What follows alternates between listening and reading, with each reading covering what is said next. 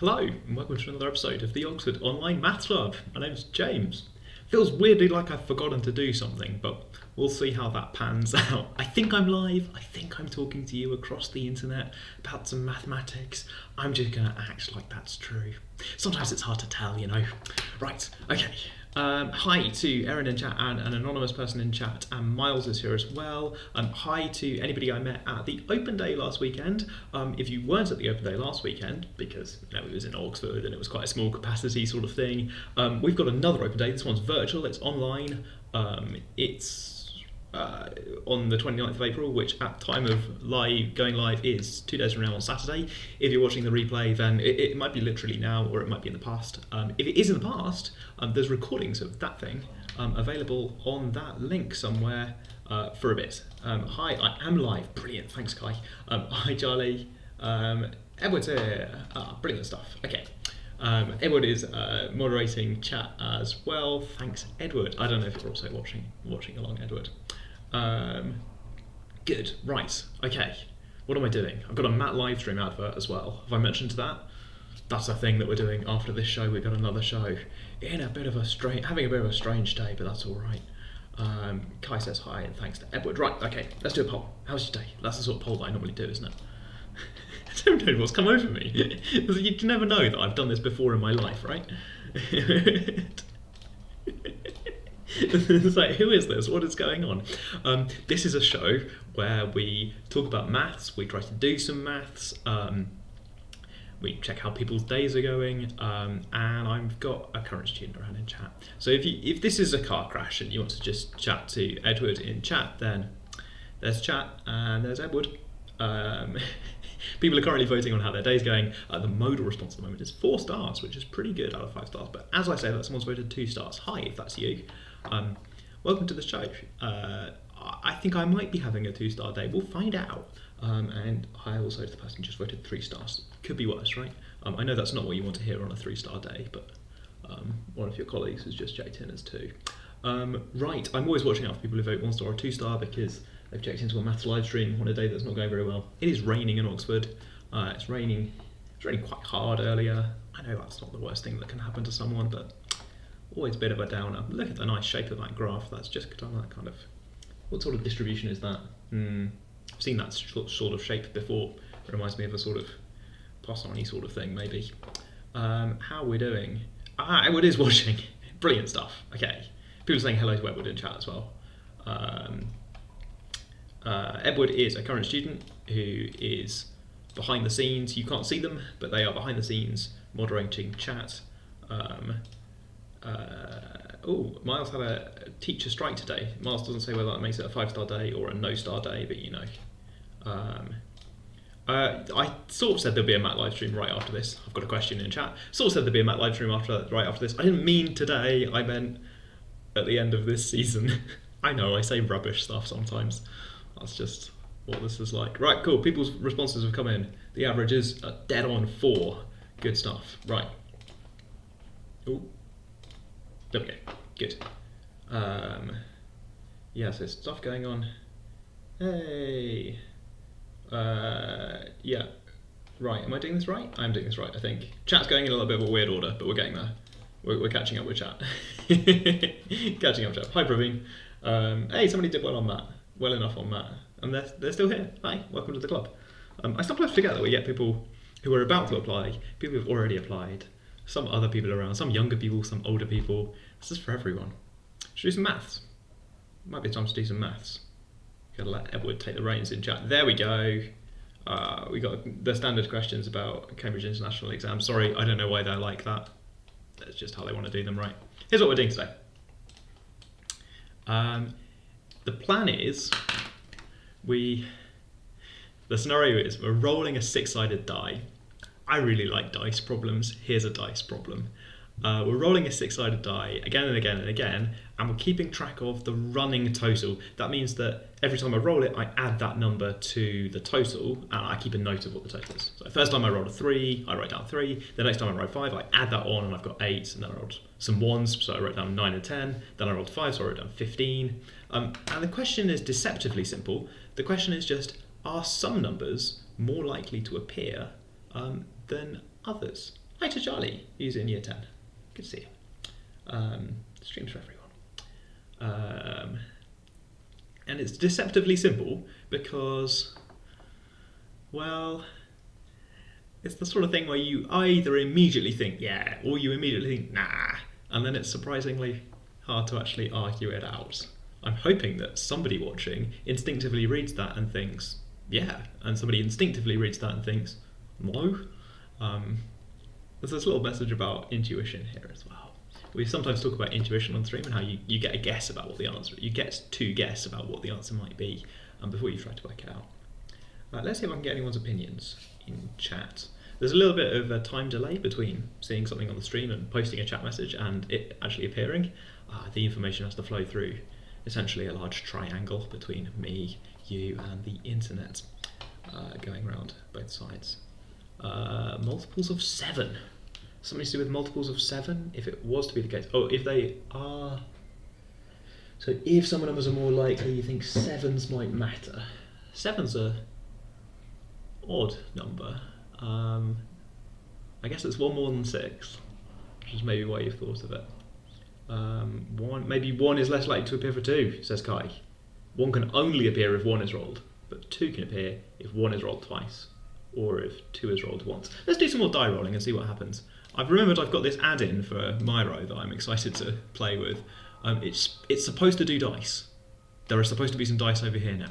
They haven't appeared. Oh, there they go. Good, right, okay. I can just like drop more dice in, and then they should roll. I was assured they'd be rolling. Oh yes, rolling. Okay, good. There they go. It's a little add-in for Myro that will roll some dice for me. Like, the idea is that I do one at a time, but it's just easier to drag a whole bunch of dice on, right? So here the running totals are 2, and then 7, and then 1 more makes 8, and then 4 more makes 12, and then 3 more makes 15. Oh, 15 again, all right. And so on. So we've got some numbers in common. In both of these runs we saw 8, and in both of these runs we saw 15. Those actually do differ by 7, which is something that Miles said, but I think Miles might have been thinking about gaps of 2 rather than gaps of 3, so I've got a feeling I might be over-interpreting something Miles said about gaps of 7. And of course, there's also 2 and there isn't 9, but hey. Okay, maybe 7's important somehow. I guess 7 is... Anyway, let's not talk about this. More stuff has appeared in chat that I wasn't looking at. Is this related to a binomial distribution? I mean, possibly. Most things are. Not most things, but lots of things are related to binomial distribution. So it's like a gap sort of thing. You could try doing it and be more sure about what the answer would be. 6n is most likely, but maybe it's something else. So 6n, so somebody reckons 6n is more likely because maybe they're imagining you roll it and 6 is the biggest number, so you get something between 1 and 6, and then the next time you roll it, maybe you get something between 6 and 12, so maybe it works out to be 12 or something. Yeah, I guess maybe it seems like people in chat maybe think that yes, that some numbers are more likely to appear than others. I haven't seen anybody arguing for no yet. It's impossible to know for sure. Yeah, so I suppose this likely word is hiding a lot of ideas about probability hiding in there. About can we ever be sure that something's going to happen? I don't really know what that would mean to be sure. But maybe we could talk about the probabilities that things happen. Let's do one more roll. Let's do one more. I'm going to get value out of this add-in, right? The add-in was free. Myro's pretty good. Okay, roll. I like how it rolls one at a time, right? They're very slowly all rolling. Anyway, that's fun. Okay, this time the first roll was 4, and then I saw 3, that makes 7, and I saw 5, that makes 12. Oh, 12 again. And then 3 makes 15, 15 again. 17 over here, and it will keep going. I've dragged 5 in, but I could drag a few more in. Should we drag a few more in? Let's see what happens if we put more dice on the end of this row. Let's keep rolling. Rolling. What's going on here then? Has anybody mentioned prime numbers or complex numbers? Oh, not yet. Okay. Maybe there's a pattern. It must be that some numbers are more likely than others, but then there's a question about the pattern. Yeah, okay. So Kai had that comment about 1 and 2 earlier. Should we focus on that line of argument? We could have a look at that. So I've continued this pattern for longer, so who knows? Edward asks, Kai, which number do you think it would be more likely or something in the middle? No would be boring, so we'll go for yes. Is Mario free? You can get a free account. I'm using a free account, I think. You're limited to, I think, at time of recording, I think you're limited to 3 different boards, but the boards are incredibly large. So, you know, there you go. And the dice adding was free. Good question. Right, Fonzie. This looks good. Hi, Oscar. No need to apologise. Something to do with the expected value. Kai's going to program something. Fonzie, if you roll it long enough, all numbers even out because they're random events. That sounds brilliant. So in the long run, as we keep going, maybe it should even out. That's the sort of intuition that I wanted someone to bring to this, that maybe it kind of evens out.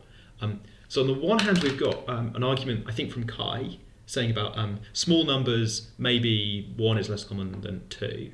But then we've got Fonzie saying for large numbers, maybe it averages out. There's a hard question, which is, if it averages out to some probability that you see 1 million, what's the probability that you see 1 million in this run of totals? Yeah, so Kai, let's dig into Kai's thing first. Kai's posted again about 1s and 2s. So let's do that. Okay. So let's ask 2 kind of sub questions. What's the probability that the running totals, I might need to come up with a word for this, because that's quite a lot of writing, so much I've gone off the edge. There we go. Okay, so I think the probability that you see a 1 in your string of random totals, you're rolling the die, maybe you get a 1 on the first go, in which case you see the total 1, or maybe you don't, and it's kind of one or the other, right? So with probability 1/6, you roll a 1 on your first go. Oh, now my running totals include 1. Otherwise, then you missed it. The total's now too big and it will never become 1. So that question is quite easy, but let's write this out. Probability that the running totals, oh my goodness, include 2. So if this is 1/6, then maybe that's evidence that it's always 1/6. Yeah, we'd start at 0, fine, okay. Let's not count the moment before we've rolled any dice. Let's not include that. It's only random numbers from 1 to 6 that might bias it. So there's maybe 2 schools of thought here. I think some people are talking as if there's some pattern that repeats every 6 or maybe every 7. That maybe maybe there's some sort of bias towards multiples of 6. I saw someone say 6n. And some people think, no, it's just going to average out, right? Law of averages or something. Yeah, okay. So to roll a 2, you can roll 1 and then immediately another 1, because 1 plus 1 is equal to 2. Welcome to the Oxford Online Maths Club. 1 plus 1 is 2. Or you could roll just a 2, because 2 equals 2. Hooray, I found a more stupid catchphrase than my previous stupid catchphrase. Previous, 1 plus 1 is 2. New stupid catchphrase, 2 is 2. Math is math. Right, okay, 1 plus 1 is 2, or 2 is 2. These have got different probabilities to happen. They're mutually exclusive. You can't start your run in both of these scenarios, weirdly. I know that sounds stupid to say, but we're not double counting any possibilities. It's the sort of thing that matters in probability, right? Like, you have to check that you're counting different eventualities, that you're allowing for separate events. Yeah. So rolling a 2, that's got probability 1/6. Rolling a 1 and then another 1, snake eyes, that's got probability 1/36. So then the total is something like 7/36 or something. Okay. These fractions are not equal, so the answer is no. Solve the question. Brilliant. 15 minutes into the live stream and we're done. That's it. Thanks for watching. Not really. Well, yes, really, thanks, but not really the end. Because we've got these ideas. That's the thing. We've answered the question. Oh, sorry, the answer is yes. Oops. Oops. The answer is yes. Some numbers are more likely to appear, more likely to appear than others. The probability of 2 is bigger than the probability of 1. But I've decided my shorthand is going to be like P for the probability that the running totals include. I'm just going to write it as a big double line sort of P. Probability of 2 is bigger than probability of 1. I might get bored of that in a minute as well. But already we've got different ideas. We've got different opinions about what happens for large numbers. Maths is sometimes like this, that you have an idea and then you've got to go and work out whether it's true or not, or work out what the nature of the thing is. Can we try and turn this into a question? Oh, there's some binomial maths going on. Oh, there's some binomial maths. 1 plus 1 over 6 to the n. Oh, that'll be 7 over 6. No, what is that? 7 over 6 to the power of n. There's some sort of exponential in chat. It was very exciting. There's some binomial logic going on. It's very tempting to go and work out the probability that we hit 3, I think. Did we see 3 earlier on? Oh, we did. We saw a 3, but only in this quite boring way where you just roll 3. 3 is interesting. How can we see 3? So I hope this is okay. I'm going to write, instead of writing the probability that the running totals include, I'm going to write big P like this, and I'm going to put brackets like it's a function or something. It takes inputs. Which number are you interested in? And then its output is some probability.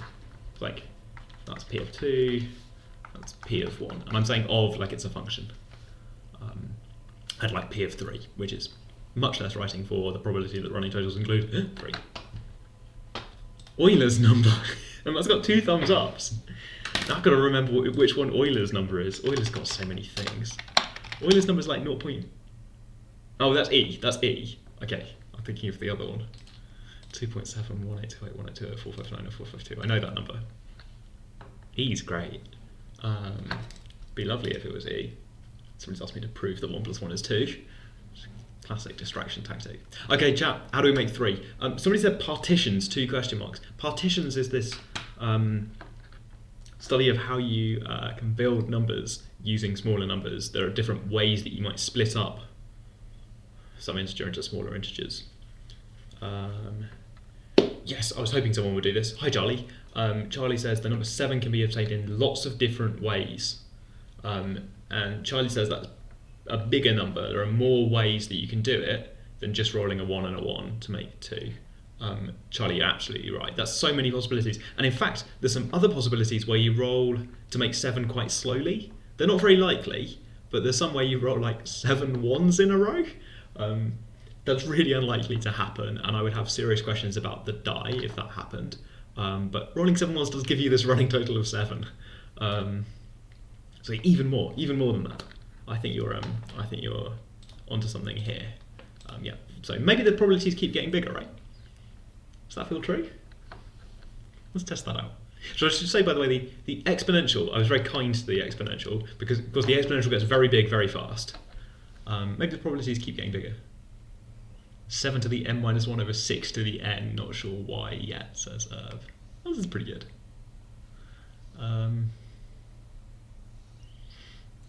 I hope you're not claiming it's that forever. Can you see what the problem is? We've actually got kind of 3 possibilities here. I mean, it goes back to the people who thought maybe this is in a repeating pattern, maybe this is sort of roughly more or less constant, or maybe this is the sort of exponentials that people are putting in chat. This thing in chat now looks really clever, so I'm going to take a moment to read this thing in chat. Sorry, it's over there for me, I know it's down there for you. Adding up the previous ones, there's maybe an equal sign in there instead of a plus. Yeah, I quite like that. I think that an equal sign, yep, you've resubmitted it with an equal sign. Let's take that one.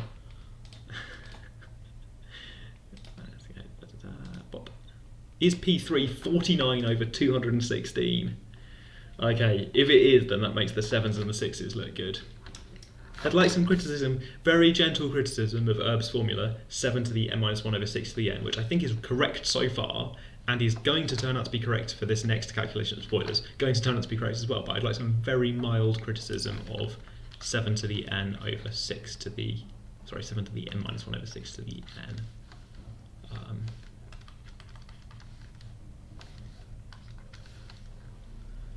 Chat's very kind and nice, but I think herb has overlooked one reason it can't be that in general. Yeah, people are into recursions. I will do some recursions in a moment. The things in chat look pretty plausible. I like them a lot. Then not quite what I've got, so we will have a discussion in a second. But let's work out P3 first. So probability that you hit 3, you might get 1, 1, 1, or you might get 2 then 1, or you might get 1 and then a 2, or you might just roll a 3, which is actually more likely than the rest of this nonsense.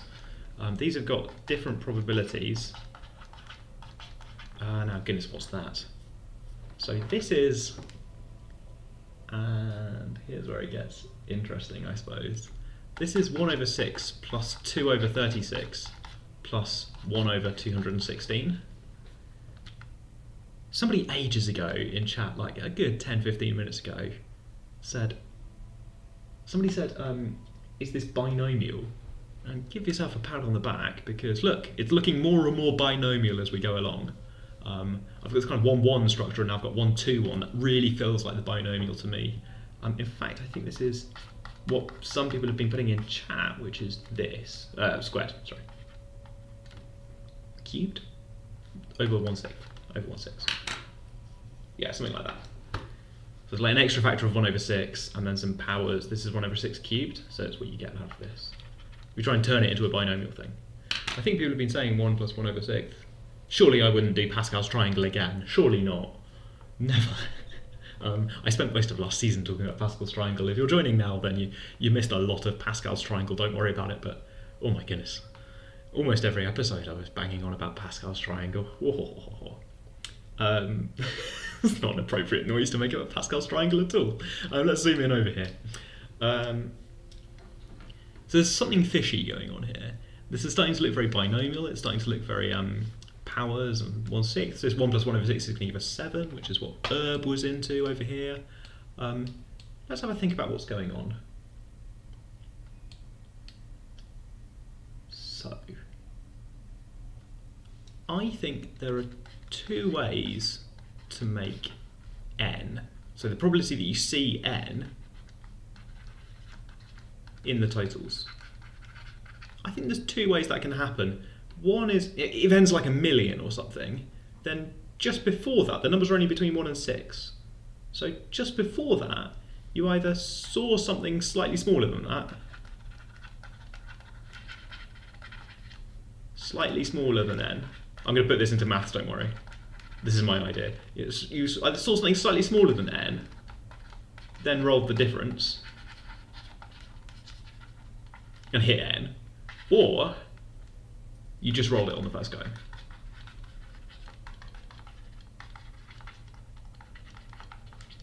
I guess this is asking the question, if your running total is n, what was it the turn before, the roll before? And either it was something pretty close to n, you were running up and going to hit 1,000,000, I've just hit 3 less than 1,000,000, and then I rolled a 3. Or maybe the story is, I rolled 1,000,000 on the first go. Hang on, that second one's impossible. You can't roll 1,000,000 on your first go. Not in this casino. Sorry, not with this die, but I think we got 2 possibilities. One of them depends on whether it's 6, bigger than 6, or bigger than 6 or less than 7.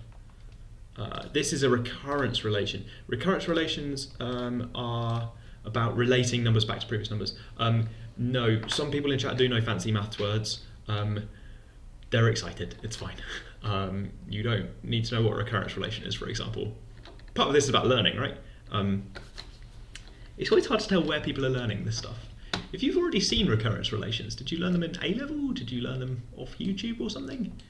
If you were in year 10 and you saw some recurrence relations somewhere, then gosh, goodness knows. Okay, let's write this down. So this feels like, this one feels a bit, I might need to concentrate and say, okay, so if n is less than or equal to 6, then this is, right, what did you see? You saw something slightly smaller, maybe it was 1 smaller, and then you rolled a 1. Or maybe it was 2 smaller, and you rolled a 2. or maybe it was 3 smaller and then you rolled a 3, or maybe it was 6 smaller and you rolled a 6. And maybe some of these don't exist because the number was too small, but I guess you sort of know what I mean. Or you rolled it on the very first roll, in which case it's just like 1 over 6, you just hit it on the first go. Those are all distinct. If n is bigger than 6, then it's just that first sort of thing that can happen.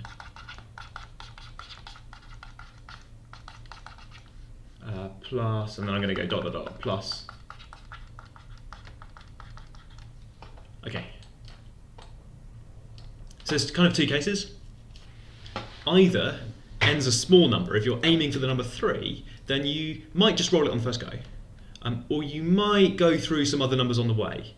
This is a bit like saying, in the 3 example we had before, you might just roll it on the first go, or you might roll some other total first, so we saw 2 first, or maybe we saw 1 first, and then after that you need to roll exactly the right number to hit 3. So there's 2 ways you can do it, either roll it on the first one, or just rolling it on previous things. Further maths, you see, so some people are doing further maths, OCR, MEI, B, A-level extra pure. Thank you, Kai. So if you've done that course as well, then maybe you've seen recurrence relations, and maybe if you smell one coming up, you might put in chat that you've seen one coming up, but of course if you haven't seen it, then you know do it. Erin taught themselves recurrence relations. It's the way you've written P for probability standard notation. No, I'm being lazy. So in A-level, your teachers will tell you that this sort of thing is for writing like P for like events, for like the event, P that it's raining now, and so like P of an event. So really inside the brackets I should spell out what the event is, but I want to use it as a shorthand. 1, it is raining. It's an abusive notation. Maybe I should be writing out like small p subscript n, but if I do that, then 1, people will ask me about subscripts, and 2, somebody will ask me why I write the letter P so weird, and I just trying to avoid both of those things. I guess people are asking why I write my capital P like that.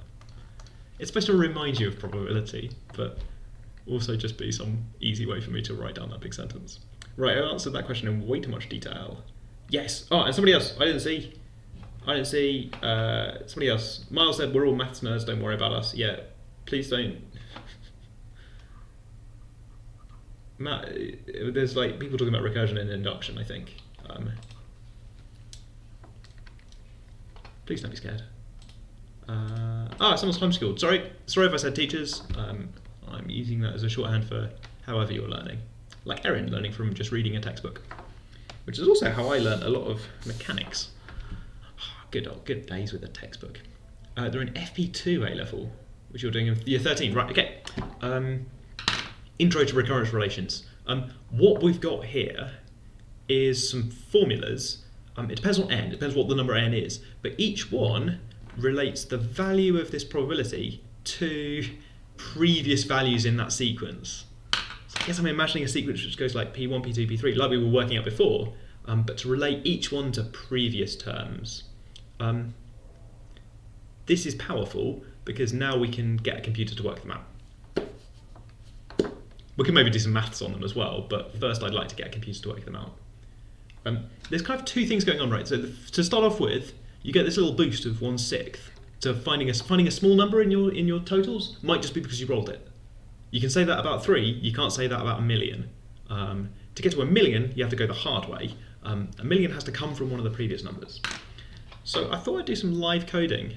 The episode's a little bit longer these days. We do an hour and a half for this season. So I think I've got time for some computer. We're going to give this a go. It's going to be experimental. I tried something experimental last week. People didn't hate it. We're doing another experimental thing. Apologies from me in advance. The code is going to be in MATLAB because that is my favourite. This is not my recommendation of learning to code, but here we are. This is what MATLAB looks like. It's got some code that you type up here. This is where you put the code, and then you can run it and stuff happens. I would like to work out these probabilities. I'm going to roll, I'm going to work out the probabilities. Sorry, there's no rolling, we've just got these recurrence relations. So I would like to try and put those into my computer. What I'm going to do is I'm going to make a vector, I'm going to store them in a vector like this. I guess I'll work out the first 100 of them. And then I'm going to do a sort of for loop. So here's how my for loop works. I've told it I want to go from I, which is a counting number, from 1 up to 6. I would like it to work out these things over there. Okay, so what am I going to type? I'm going to type something like pi is equal to, what do I want? So it's supposed to do the sum of the previous ones, but so far it hasn't worked out anything else. So I think like when I is 1, I want it to do p1 is just 1/6. And when I is 2, I want it to look at p1, divide it by 6, and then add on 1/6. When I is 3, it's a bit annoying that I've called it n on the board and then I in my code. Sorry, it's just what this is like. Okay, so I think I want to add together all of the previous values.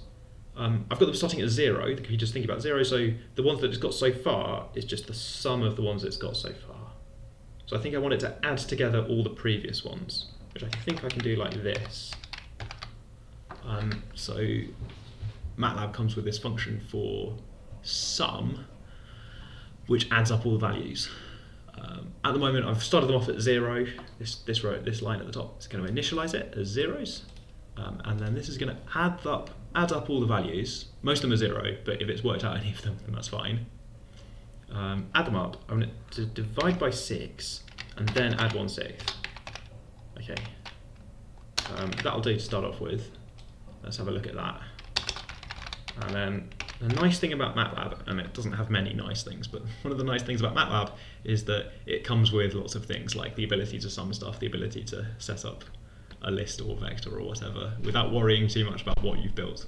And it comes with a plotting thing, so that I can do this and then have a look at what I've made. So if I tell it to run that, there's no shortcut on the keyboard that I've got. Ah, good, right, okay. So it's got mostly zeros. This is the numbers that it's given me. I've told it to show me plot P. I've got the numbers that it's given me is mostly zeros because we haven't got there yet. But it's had a go at this first bit. I can zoom in on this first bit. And this is the bit that Herb described like an exponential. It kind of looks exponential-ish, doesn't it? Going up like that. We thought maybe there's some binomial going on in there. Something like this. Yeah, people's code in chat. Yeah, MATLAB can handle a lot of stuff without me thinking about it too much. Okay, that's going well so far. I've got 0 for the rest so far. Let's get rid of this. So I want to do something for from 7 up to 100. The way these for loops work is the computer starts the value of I at the first number. It runs whatever this instruction is using that value of I. Then it gets to here, and it increases I by 1, and it goes around again. It's like a coda in music, except it's keeping track of this number I. I is used for iteration. It's kind of repeated. Run this bit again and again and again, but with different values of I. And each one here, I'm telling it to think about P of I. It's another reason that I've got this kind of function notation, because I'm thinking about it in terms of, anyway. It's like how MATLAB thinks about this. Anyway, I've got another one. Works like this. I would like you to take this case. I would like, I don't want to add up all of the values. I just want the previous 6. So I think I want, let's just do it like this. This is a little bit clumsy, but we'll just do it like this. P I minus 1 plus P I minus 2 plus P I minus 3 plus P of I minus 4. So I'm telling it to pull out those previous values. I minus 6. All of that divided by 6. Don't forget to add the 6 on the end. Oh no, don't add the 6 anymore because it's not there anymore. Do forget to add the 6. It's not there anymore. Cool. Okay, look at this much more complicated expression because I'm being really careful to only add together the previous things. I should maybe do that inside here, but I think I've got away with it because there's so many zeros. Looks plausible. I've written it out like that because really I should do some slicing, but nobody's here for that. This is not a computer show. Really I should do that, right? Should tell it to sum over the slice. Maybe I will do that. It's not a computer show, but just for pride. Okay, pride. Nah, there's nothing wrong with this. If it's not wrong, don't fix it. Cool. It's not tidy code, but it works. Let's run that. Okay, lovely. Here's the answer then. And this has worked, I think. It's joined to the dots, that's just what it does by default, but hey, maybe we could tell it not to. Let's do that. Cool, okay. Do I prefer that? I'm not sure. No, I like the line. Let's do both.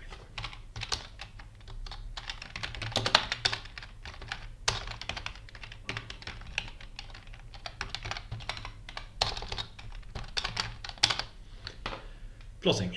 Right, okay, we've got red doors and a blue line. There's probably better MATLAB ways to do this. We're having fun? Good, okay. So, some people in chat thought it would flatten out to some sort of constant. Some people in chat thought it will do something periodic, that it will repeat every so often. You're kind of both right. Maths is lovely, isn't it? Look how it shoots down over here. Let's zoom in on this first bit. So it shoots down. The chance that you see 7 in your running total is dramatically less than the chance you see 6. It's bigger than P1. Charlie in chat, where's Charlie? Charlie, you were right. P7, the chance that you see 7 in your running totals is way bigger than P1. There's just loads of ways to make 7. But it's not as big as P6.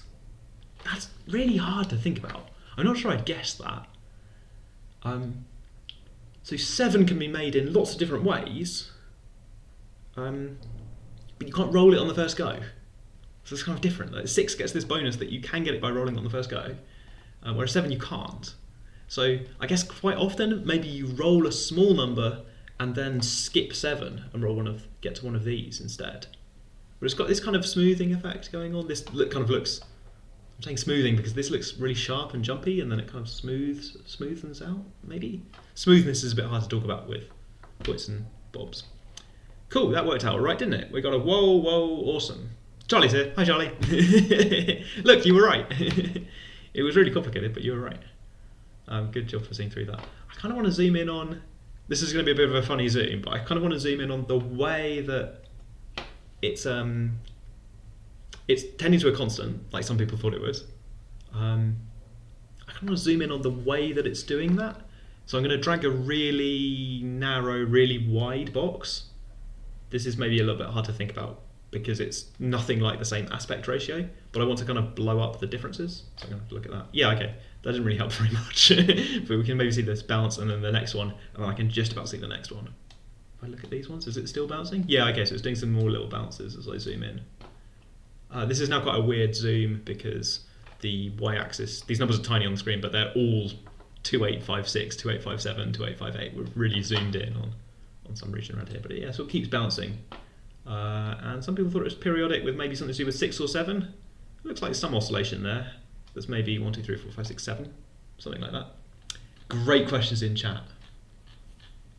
Being able to roll it in one go matters less and less, maybe. Miles's claim, I guess. So this first bit, whoomph, like that. I don't know. It matters like 1/6, right? And then I suppose not being able to roll it in one go matters. Yeah, okay, I see what you mean. Can we calculate the constant it tends towards? That is a fantastic question. The reason I wanted to write that terrible MATLAB code on screen, sorry, is not really because I think you should be doing stuff in MATLAB. Please don't do stuff in MATLAB. Please don't copy my code. I wanted to show you this way that when you plot something, or if you give a job to a computer and then you plot it, you start getting more questions. So like the constant it tends towards, it's just such a natural question once you've seen this. Already in chat there's some opinions about what that constant might be. Brilliant stuff. So yeah, you can do some statistics stuff in MATLAB to work out what this constant is. People in chat think it's close to 2/7. Let's plot 2/7 as a dashed line and see if it's close to 2/7. Give me a mate. Doop. Let's also plot. So hold on is this command. I really like the hold on command. A hold on is what you tell MATLAB if you want it to keep plotting different things. What do I want to plot? I think I want to plot, that's a bit of a hack, but we'll do it like this. So 2/7 across that vector. I'll put that in some sort of black dash line. Okay. And now hopefully it is plotted in, oh, it's blue. K for black, whoops. Yeah, it looks like it's going towards 2/7, gang. We could do some statistics if you like, but looks pretty much like it's going towards 2/7. That's not evidence. Well, that's evidence, but it's not proof. Something else you can do, once you've got some code, is to change the numbers in the problem. It's not that hard to change the numbers in the problem. 3.5. Yes, it's 2/7 is 1/3.5, and that is relevant. Chat, can you try and explain why? I saw Miles had a go at explaining it. Other people, what's 3.5 and 1/3.5? Yeah, so 1/e of x, but why is that the right calculation to do, right? Like, there's loads of things. We could take e of x and square it. We could work out the variance. So I think I'm going to jazz up my code a little bit to do dice with more sides. I'm kind of really interested in this first bit where it grows like that. I think that's the bit that Herb thinks is an exponential. It can't be an exponential forever because exponentials will get bigger than 1 and probabilities are less than 1. So it has to stop doing that at some point. Well, we've seen that it does stop doing that, and then it jumps down to something else. Let's see if I can change the number of sides of the die. So this is now going to be really annoying. Let's do, and it's 6. I've heard that like proper programmers would, not call all of their variables one-letter things, but So I'm just going to go through and try and change all of the variables now. Here I am going to do a trick. I'm going to swap it out for that something. So this is slightly awkward writing out like this. I'm going to use some sort of MATLAB stuff. This is not very interesting really, it's just some MATLAB thing. What this does is it takes all of the items listed between I-6 and I-1. So it takes those elements, and in this case it adds all of them together. This is like a subset. It takes out of all of the p's we've got, it takes this subset of them and then it adds them together. Anyway, the reason I do that is because I want to change that to an n and then divide by n. Cool. Good thing to do is to check it with n=6 to make sure I haven't broken it. Doesn't look like I've broken it, so let's try n=7. Let's make it change a little bit. Yeah, it's changed a little bit.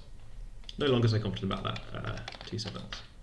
Let's change n to like 12 or something. Okay, we've got a similar sort of shape, but now we've got more data points on that interesting start bit. Something else going on in there as well. Suggestions for n? 8 is octahedral. There you go, octahedral die. Looks like this. And sometimes this is good because you can spot what's the same and what's different. So we could go through and count, like, so what's the 1, 2, 3, 4, 5, 6, 7, 8, 9? Okay, so it still looks like n+1 for how long the period of the oscillation is inside there. Let's zoom in. 1, 2, 3, 4, 5, 6, 7, 8, 9. So it's slightly awkward, those red dots are not quite as big as they should be. Oh well.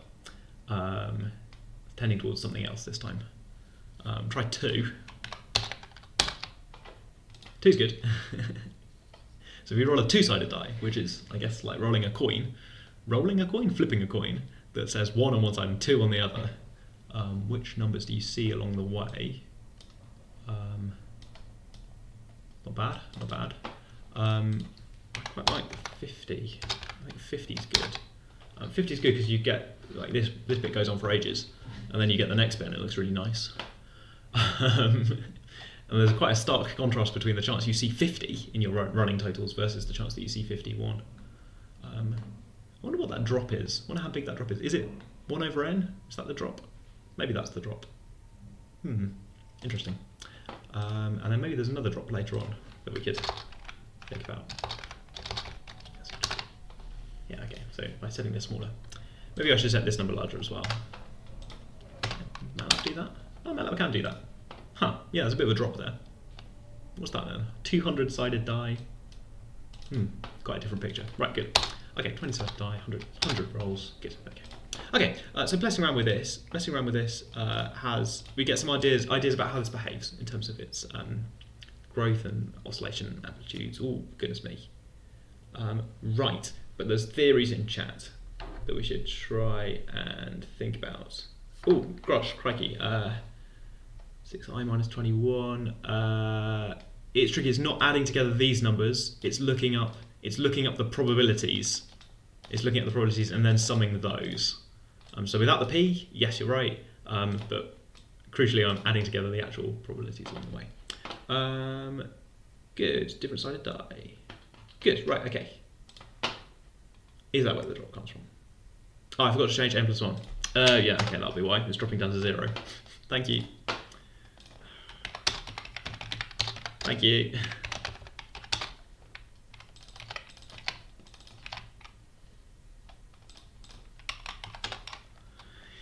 Again, I think a proper programmer might have done something a bit better than that, but I don't know.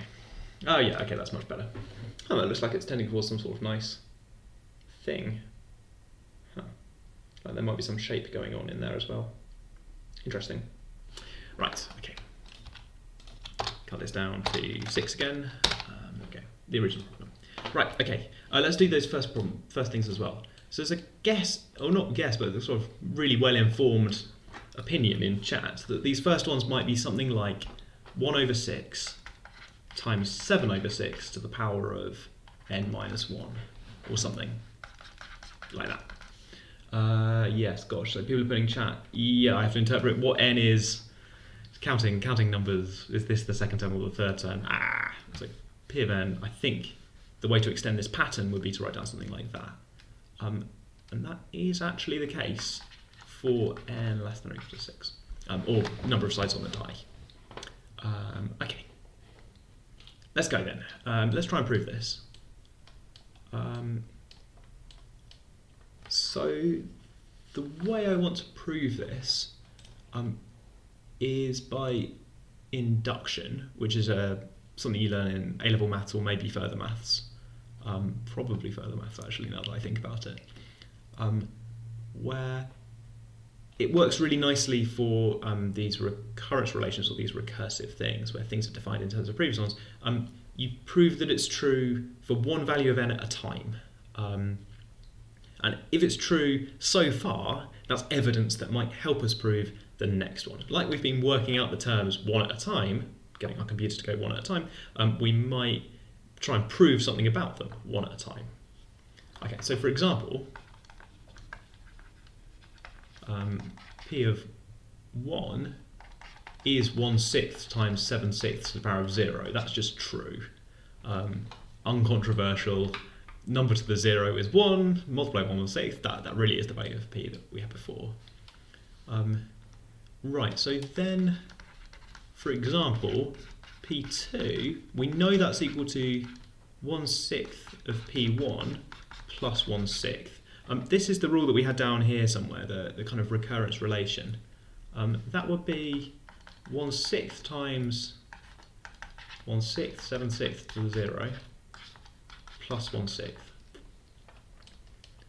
That's kind of nasty, right? Which is equal to, oh gosh, what is this? So, I've confused myself, I think. No, I think I'm good. So this works out to be 7 over 36, which is then good. That is 7 over 6. Okay, but this is quite unsatisfying doing it one at a time. So there's this idea that we can maybe go a bit general and think about Pn. I promise to have n less than or equal to 6, so that I'm still in this first case. And then there's this sum of the previous ones.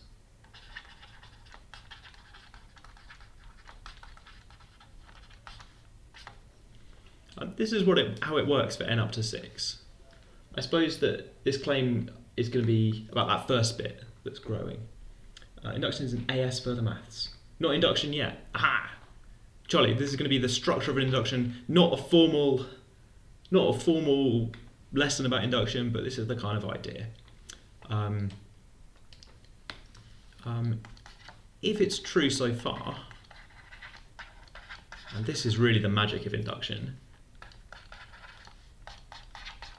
then that's a really good fact about the previous terms. It says that they are 7/6 to the 0, 1 over 6, plus 7/6 to the 1 over 6, plus 7/6 squared, plus dot dot dot, plus 7/6 to the, oh gosh, n minus 2, 1 over 6. For like the previous one, oh my goodness. What was our formula? Our formula was like this up here, 1/6, 7/6 to the n minus 1. So the previous one, if it was true for p of n minus 1, this thing here, that would be 1/6 times 7/6 to the n minus 2. Okay. Help me out, chat. We've got one last idea from A-level maths, which is that we can do that. There's an idea from A-level maths. There's just a formula in the formula booklet for doing that sum, believe it or not. It's the sort of sum that people doing A-level maths eventually get told some formula for how you do this. If you're lucky, you also get shown, like a reason why it's true. I want to pull out the factor of 1/6, I think. It's a geometric series. Yeah, Kai's right. So let's see. I think that's 1/6 plus...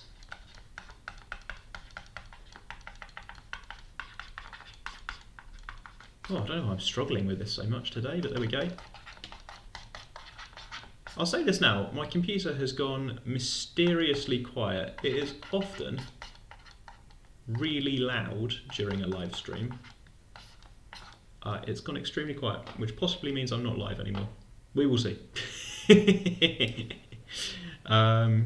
Just me quietly doing some maths on my own. So this cancels out. This is some formula. This is like in a formula booklet. Wow, amazing. Horrible, really big sum. Just adding it all together. I'm still live apparently. That's all right. Maybe I just feel like this is the end times. That 1 minus 7/6 is negative 1/6, which makes me think, why didn't I write it the other way around with a minus sign on the top and the bottom? I'm making this look much harder than it is. It's not this hard, I promise. Oh my goodness, these 1/6 cancel. We get 1/6, 7 over 6 to the n minus 1. Oh my goodness, we did it. Shake the board, we did it. This is exactly the formula that we wanted. So the way induction works, hi to Charlie in chat and any other year 10s watching, it's really powerful. You check that it works when n is 1. You normally don't do this bit. This bit was boring and rubbish. You normally check that it works when n is 1, and then you check that if it works up to some point, then you can use that evidence to prove it for the next value. So here I've used it for P1 all the way up to Pn minus 1. I've said if it's true so far, then I can show that it's true for the next one as well. Hiding in here, there's a geometric formula thing, which is not really related to how induction works, but there's often you have to do some maths inside there, and this is maybe a good example if you have to do some maths. Thanks guys, we're still live. But that's the idea of induction. Prove it for the first thing, and then prove that, if it's true so far, then it stays in. Okay, the next one works as well. The analogy that people usually use is of dominoes, where you've got a line of dominoes standing up, and if you prove that the first one falls over and you prove that each one knocks over the next one, then all of them fall over. I'm never really sure about that analogy. I mean, maybe it's helpful. I don't know. You have to prove that each domino knocks over the next one, I guess. It doesn't really feel like that's the thing you could actually do, but in terms of maths, that's how it works. Right, good. What are we doing? Oh, we've got about half an hour to go because we do a longer live stream these days, which is good because I've got more content. Have I got more content? Yeah, probably. We'll find out. Okay, so we've got this rule, got this exponential thing for the first few terms, which I think is an exponential that some people put in chat absolutely ages ago. Let's put it in our picture as well. We have in our picture some red dots and things. I would like MATLAB to plot. How are we going to do this? I would like it to plot now. The notation for writing 1/6 times, and then I want 7/6. 7/6, not 6/6. To the power of, put this sort of caret in for a power. Now this is slightly awkward. I want it to do the power of 1 up to big N. I want those numbers. Those are numbers 1, 2, 3, 4, 5. I suppose I don't want 1 up to big N, I only want 1 up to N, because it'll go really wrong after that. 1 up to the number of sides. So this takes each of the numbers 1 up to N. It's like a little shorthand in MATLAB for a tiny little, each of those numbers. I want to do 7/6 to the power of those numbers, multiply 1/6, and please do that in some sort of blank dash sort of line. Is that good? Hopefully that'll draw on top some sort of exponential charts. Ah, I've missed a bit. -1. That thing, -1. Got there in the end. Good, because it was 1/6 times 7/6 to the power of n-1. So number so far. And again, I'm getting confused with the n's and the i's. Brilliant times. Again, if it's your first time seeing any code happening, it's normally better than this. So there's someone who's not a professional coding person that lines up just perfectly. That's really nice. It's gone through all the red dots. Excellent stuff. Herb said exponential. Herb, you're right. There's the exponential.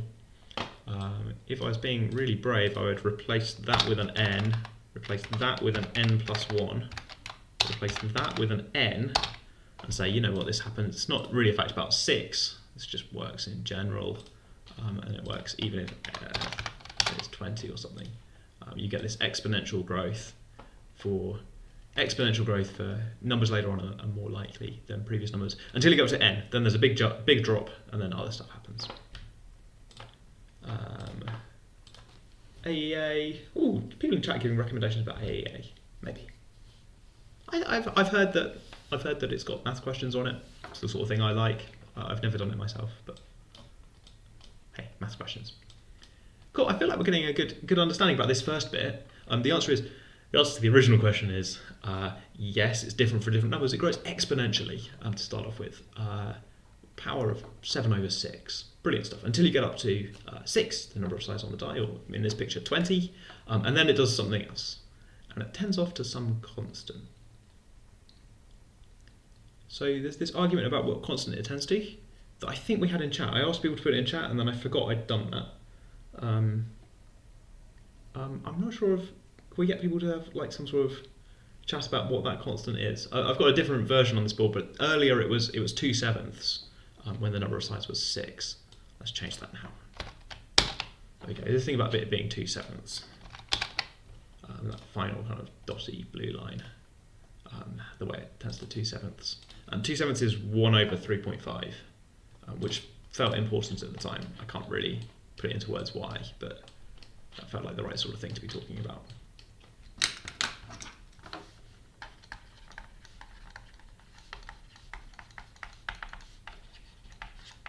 Somebody asked if we could calculate it. We're going to see a way to calculate this. This is relevant because this is more or less the probability that you see 1 million in the sequence. It kind of evens out, and it's about 2/7. So sorry if you already put something in chat and I missed it, but let's have a go at this. For a 6-sided die, you roll it, the totals, there's about a 2/7 chance that you see the number 1 million in your running totals. That's maybe not the first fraction I would have guessed, but hey, let's see if we can say why. I'd like to talk about other dice as well, so eventually we're going to generalise that to other numbers. But there you go. Okay, bit of a moment to type something in chat about 2/7. It's a powerful result because then, for all of the recurrence relations and induction and all of the kind of complicated A-level maths that's been flying around, if we can get a good reason why it's 2/7, then I think we've understood something important about the problem, kind of separate from all the recurrence relations or whatever, about why the probability that you see 1 million in your running totals is just about 2/7. Okay, no one's biting on the would you like to put something in chat, so I might just talk about that. Just a quick look over here. Yeah, we got a live stream going on. It's happening. Just checked YouTube health. YouTube's good. Right, cool. Been about an hour. Gonna grab some water. People are still talking about AEA in chat. Is it a thing for your application? I guess in some sense you could put it on an application. You could talk about your AEA in your personal statement. I have a standard line at Oxford, but we don't use it for We don't use it for our standard conditional offer, but it might be fun. We don't use step either, and I think that's fun. Oh, also, I think step is fun. You should use that to judge my opinion of AEA, right? I think AEA sounds fun, but I'm the sort of person who thinks step sounds fun. Good, okay, right, let's do something like this. So the average number when you roll a six-sided die, is something like 3.5, which is a bit of a daft answer, right? Because you never roll a 3.5 when you roll a six-sided die, but maybe you roll 3, maybe you roll 4, it kind of all balances out. Chat about AEA just now, I'm going to bring to a close here. It's called Advanced Extension Award. It's a sort of maths test. You can look it up if you want to find out whether it's the sort of maths test you're interested in. I think they might have some past papers for free, so you can see some maths questions. But in a lot of ways, it's just another maths test. A-levels maths, further maths and physics is absolutely fine for applying for maths at Oxford. Our standard is maths, further maths, and then anything else. It doesn't have to be physics. Before somebody else asks the opposite question, it doesn't have to be physics. Right, okay. So, in effect, what's going on in here, I'll try and put some words to this. We see every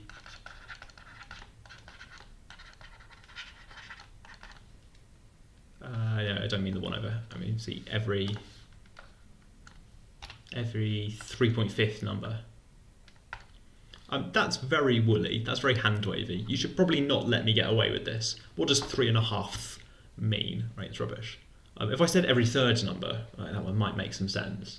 Of course, there's a lot of probability around here, so it's not actually every single.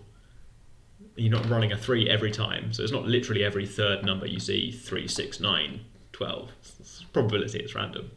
But you kind of see about every 3.5 number. That's a kind of nonsense. So I guess I mean the gaps are about 3.5. You sort of see this total, and then you roll about 3.5, and you see a total that's over here, and then you roll about 3.5. But not really. But like after 10 rolls, maybe some small ones and some big ones, you've seen about 10. See about 10 of these within about 35 length of 35. By which I mean you roll 10 die. You roll the die 10 more times, and the running total goes up by about 35. And along the way you saw 10 things because you wrote down the running total after each die roll. So you kind of see 10 things out of those 35. That means that for any given item, the probability is like 1 over that, which is 2/7. This gives you an idea that it's the expected length of the jump that tells you roughly what proportion of spaces you're visiting. We can make it more precise, but it's going to involve some recurrence relations. I think I'll let chat decide. Right, so chat, if you like, we can make that more precise using recurrence relations. Advantages, we will then have a precise maths reason for why it does that. Disadvantages, it'll take a while and we know what the answer is going to be. The answer is going to turn out to be 2/7. So that might be rubbish. Yeah,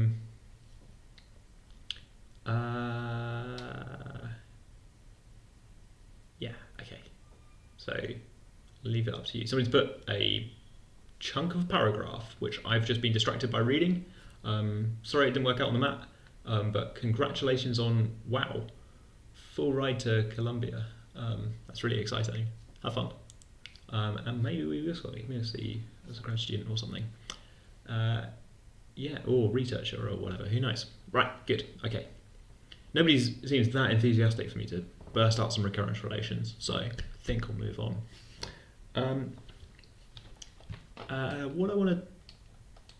Directions I want to take this. I sort of want to try and turn this into a game. I'm not quite sure how the game works. I think it's going to have to be based around the sort of surprising result that it's not, the graph's not like this. It's not strictly increasing. or something.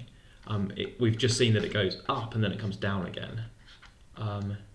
So I think it's got to be something like 2 of us are rolling a die, playing this thing from before.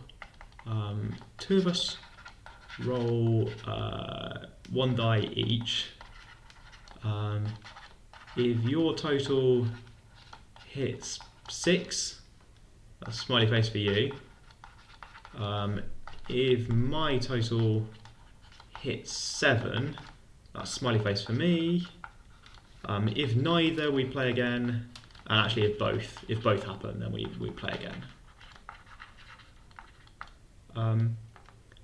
Then I think if you phrase the game like this, so I'm trying to make a game out of exploiting the fact that 6 and 7 are quite different in that graph. I'm trying to give you the one which is. Wait, no, I want the other one. Rubbish game. I'm giving you the one that's really high, me the one that's really low. Terrible idea. What am I doing? I think you've got an advantage in this game that you might not guess. That 6 comes up in the running totals more often than 7 does. I think it's a particularly good game. So maybe that's homework. Can you work out how to make this into an actual interesting game? Good. Okay. Existing games that are a bit like this.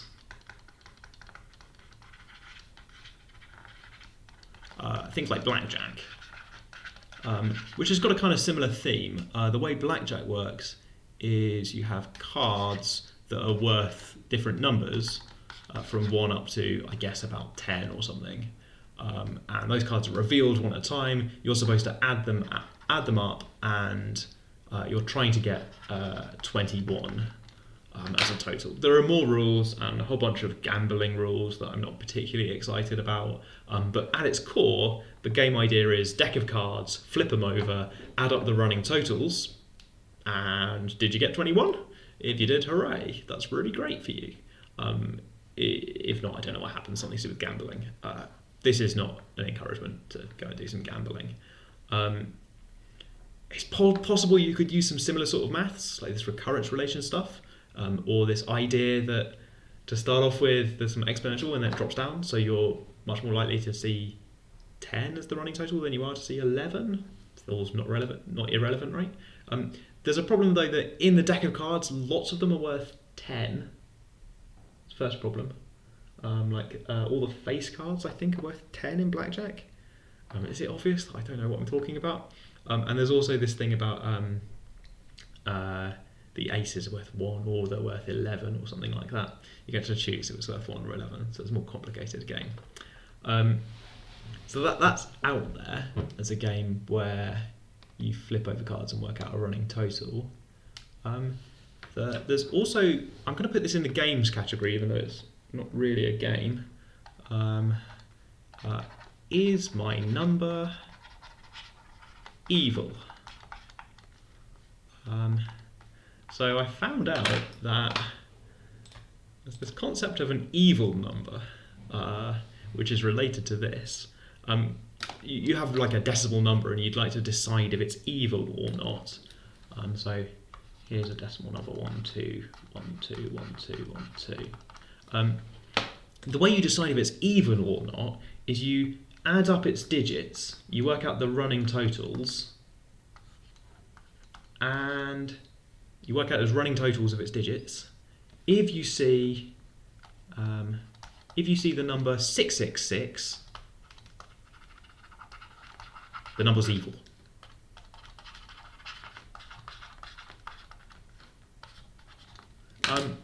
I have mixed feelings about this. Yeah, Kai has got good points about if my cards are replaced or not and how many decks are used. Yeah, there's a lot of complication going on in blackjack as well to do with card counting. Again, not encouraging you to get into a blackjack card counting sort of situation.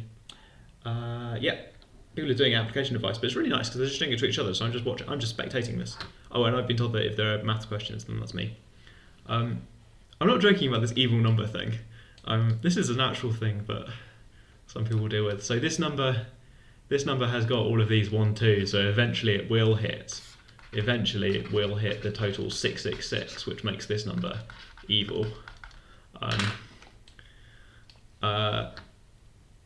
There's a result of the previous analysis we've done about running totals means that you can work out what proportion of numbers are evil under this definition, because 666 is huge. So that's in the kind of long run, in this long run thing, that on average, how many of these numbers do you hit?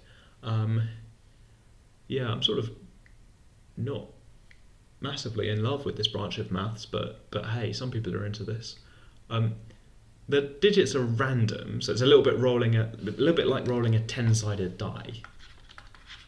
Oops, how do you spell digits? Well, actually, I suppose it's like rolling a 9-sided die.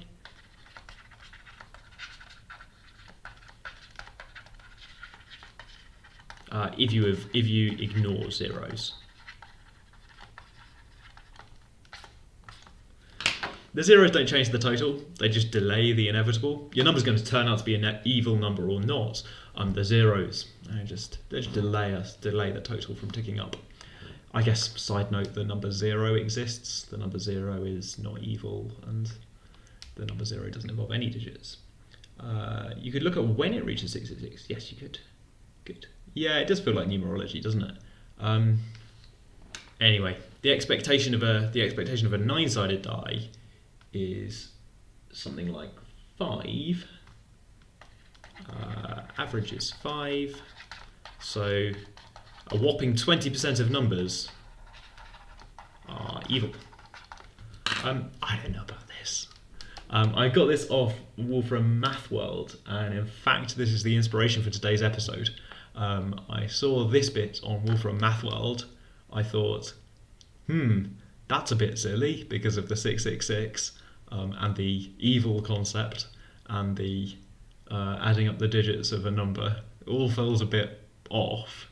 But hey, I can turn this into a 6-sided die sort of thing, and I love 6-sided dice. So, playing to character, I guess, bringing in some 6-sided dice. I love 6-sided dice. I've got 6-sided dice in my personal statement. Great times. Get away from all that evil stuff, get away from all that numerology, just roll some 6-sided dice. And hey, along the way we found some induction, some graphs, some terrible MATLAB code. I have a coda as well. A coda is like the bit at the end when you finally get out of the repeating loop and you get to a final bit. I was critical of Erb's exponential formula, but actually that's hiding something really cool. Where were we? Yeah, okay, we were in here. So in fact, yeah, this is true for n less than or equal to 6. Yeah. Good. What am I doing? Where am I? Who am I? Charlie's off. Bye, Charlie. You're going to learn about induction. Hooray. Yeah, okay, hang on, back up. Pi, where you can't predict the decimals, yeah, bad news, you've got to just work out the decimals. And bad news, it turns out pi is evil. You know. Terrible news. Pi is evil. Bad news, pi's haunted. What do you mean pi's haunted? Maybe I should have more respect for this branch of adding together numbers. Yep, you just got to add up the numbers. Lots of them, that just means calculating loads of digits. 666 is not that big, so you know, just work out the digits until you get to 666 or not. And it's kind of good news that the running total keeps increasing, because hey, if the running total is increasing, then you know you've missed it. You know your number is safely non-evil. Good, right, okay. What was I doing? Oh, I was going to talk about Erb's formula, that exponential thing. I've kind of lost it again, because I went back to talk about pi being evil. Okay, here we are. So our formula is something like this. If I rearrange this a little bit, it's sort of like that, which is quite nice. And up to 6. So this has got this like nice fact here, that last one is 7 to the power of 6 divided by 6 to the power of... Oh, sorry, it's 7 to the power of 5 divided by 6 to the power of 6, which is quite a cool number. 7 to the 5 over 6 to the 6. Yeah, it's pretty good. It must be less than or equal to 1 because it's a probability.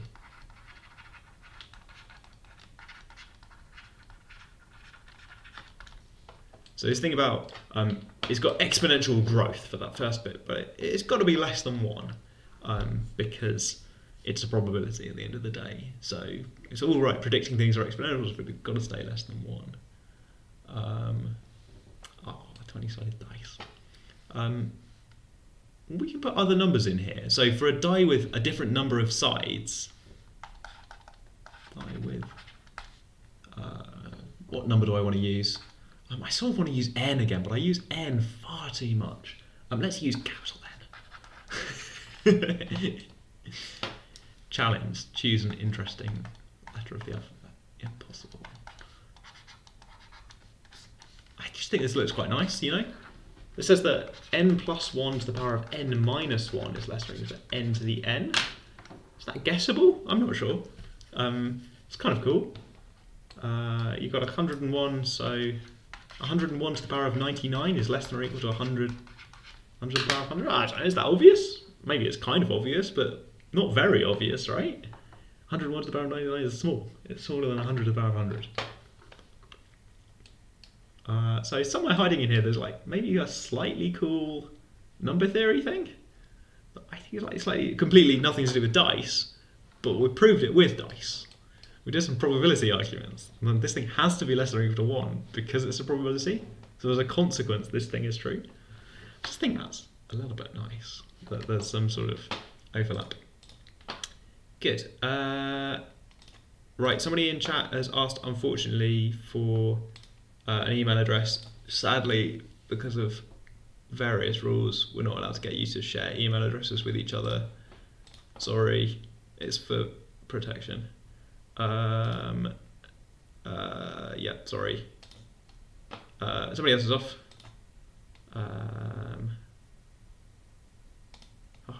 Right. Oh, yeah, they're off. Good. Okay. Good. Okay. What was I doing? Oh yeah, we had this weird result at the end about adding up numbers, but I think I'm running out of steam.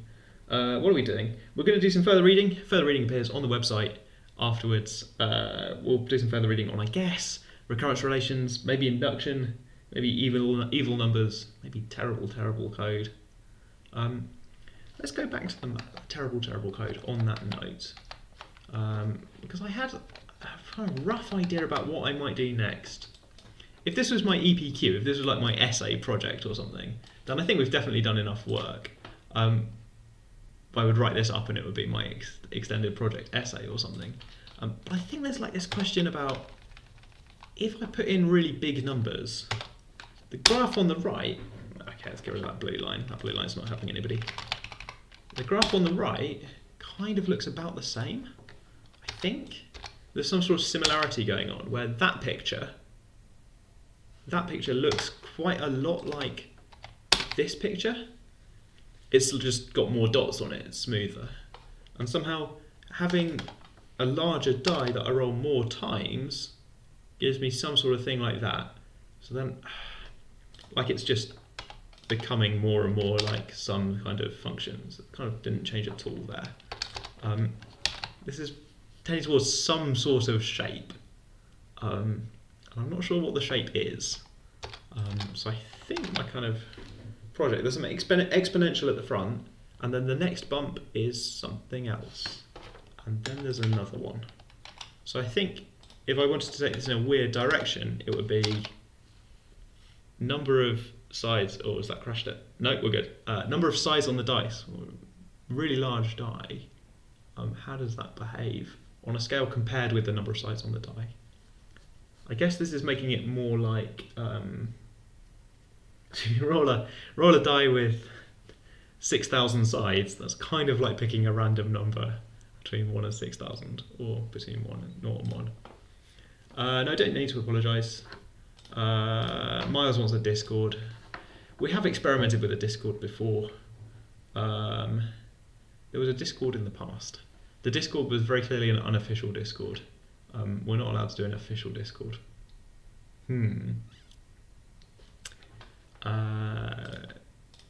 Let's not do this now. but we'll review and work out whether we can set up some sort of way to. It's just so, yeah, that's so problematic in a way. I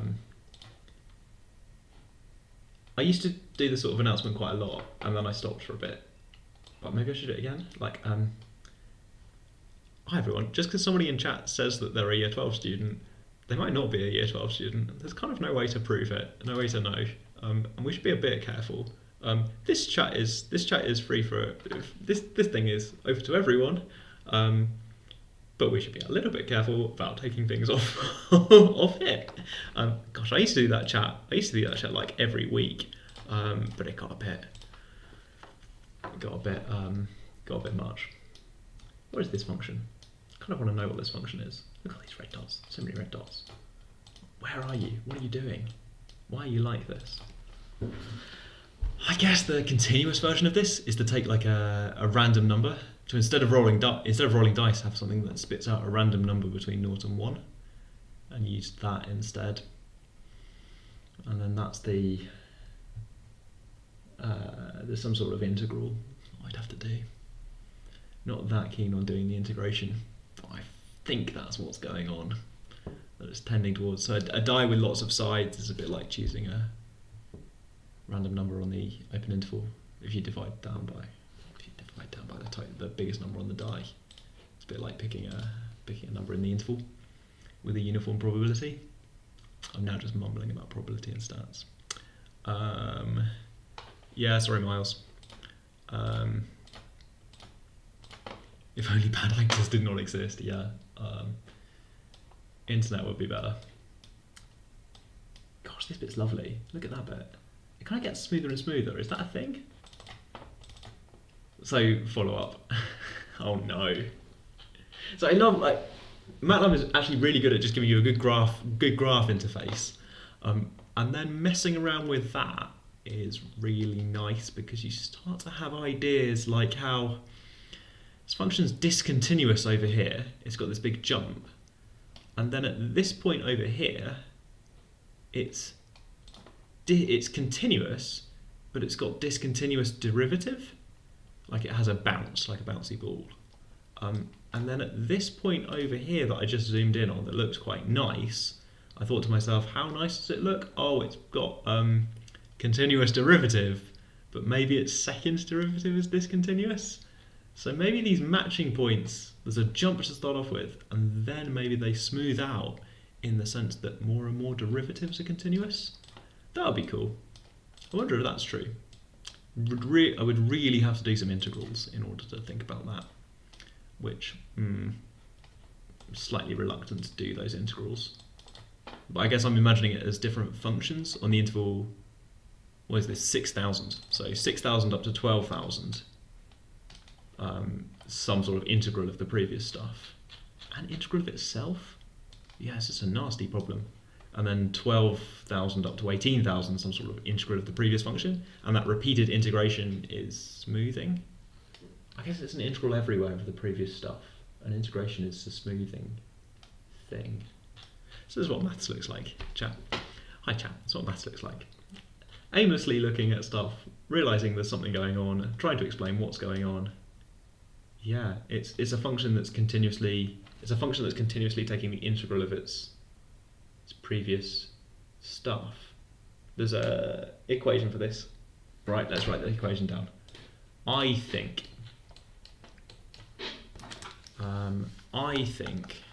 that what we're looking at is a function which is equal to some sort of exponential for, let's say, 0 up to 1. I know it's not really 1, it's like 10,000 or something. And then beyond that, it's the integral of f of x from x minus 1 up to x. Let's put a different variable inside to make it clear that we're integrating.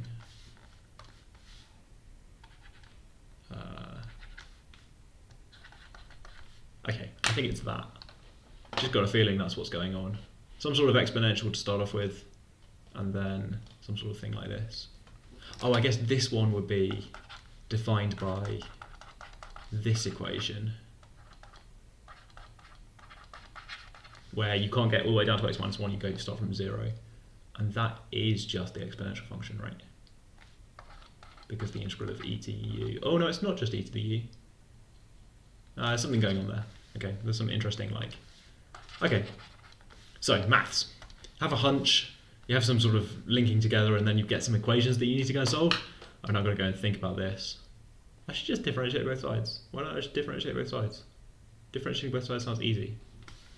Anyway, I'm going to solve it. I am not running out of steam. I'm getting faster, if anything. I should differentiate this. You guys don't really know how to differentiate integrals, though, so that's a bit mean. Oh well. It's this, and then apply a condition. What's my constant? What's the chance that it's...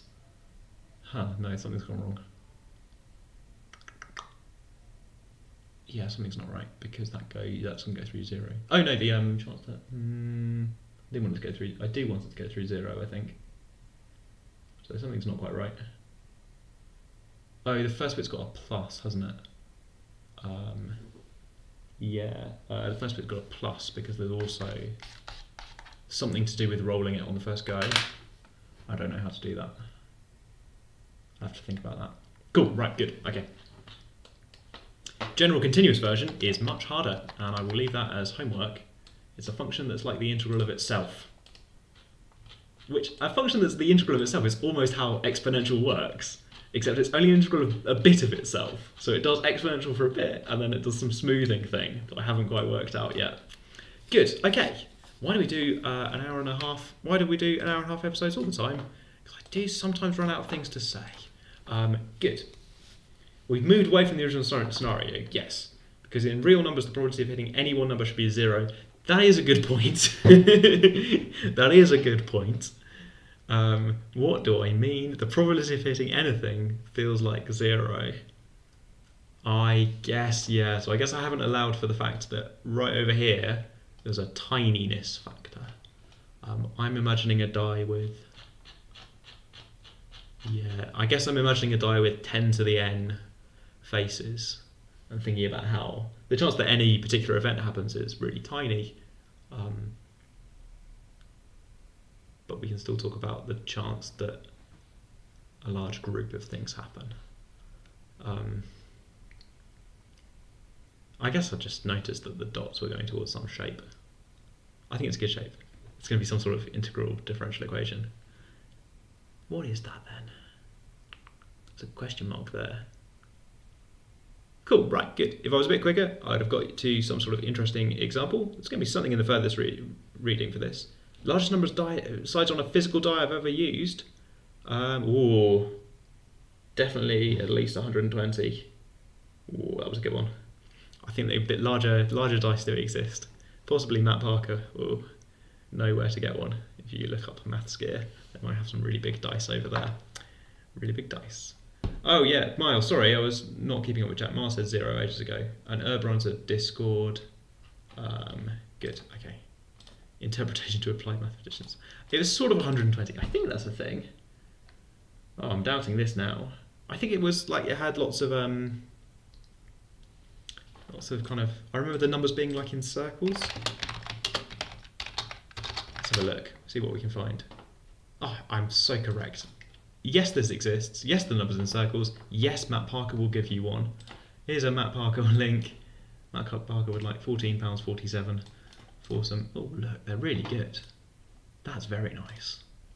Oh, yeah, okay. What shape's that made of? How do they fit together? Where have they put all the numbers? Good job, Matt Parker's website. Oh, they look good together. Oh, those numbers in circles. Very nice. Have you got other ones? Let's find out if Matt's got other dice.